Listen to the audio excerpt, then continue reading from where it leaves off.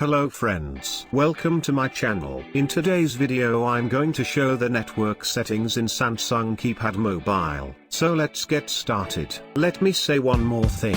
I always try to make my videos short for you. First click on menu.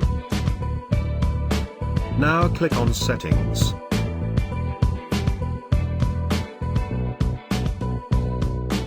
Click on the network option.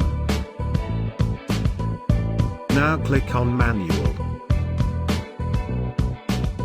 It is now scanning the networks.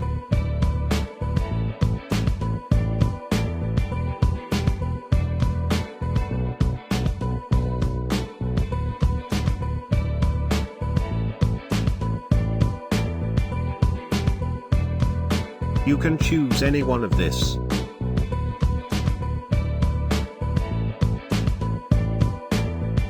Now click on the save option.